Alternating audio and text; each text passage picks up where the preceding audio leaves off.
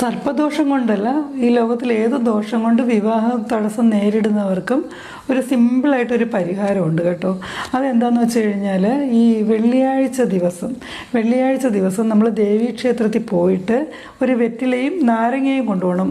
5, 1, 3, 5, 7 ഇങ്ങനെ എത്ര വേണേലും വിളക്ക് കത്തിക്കുക. ഒറ്റ സംഖ്യ ആയിരിക്കണം എന്നാണ് ഉള്ളത്. അപ്പം ഒരു മുറി നാരങ്ങ മിച്ചം വരും, അത് നമുക്ക് ഉപയോഗിക്കാമല്ലോ. അപ്പോൾ എന്ത് ചെയ്യണമെന്ന് വെച്ച് കഴിഞ്ഞാൽ, ഈ നാരങ്ങ കൊണ്ടുപോയിട്ട് 2ആയിട്ട് മുറിച്ച് അതിനകത്തുള്ള നീര് മുഴുവൻ മാറ്റിയ ശേഷം നമ്മൾ ആ നാരങ്ങ മുറിയെ തിരിച്ച് വയ്ക്കുക. തിരിച്ച് വയ്ക്കുന്നത് ഒരു വെറ്റിലയ്ക്കകത്ത് വെക്കണം. ഒരു പാത്രത്തിനകത്ത് വെറ്റില വെച്ചിട്ട് അതിനകത്ത് നാരങ്ങ മുറിച്ച് വെച്ചിട്ട് നിങ്ങൾക്ക് എന്ത് ചെയ്യാം, കുറച്ച് നല്ലെണ്ണയും ഒഴിച്ച് ഒരു തിരിയും ഇട്ട് വിളക്ക് കത്തിക്കുക. അത് നിങ്ങൾക്ക് സർപ്പദോഷം ഉൾപ്പെടെ എല്ലാ ദോഷത്തിനും ഒരു പരിഹാരമാണ്.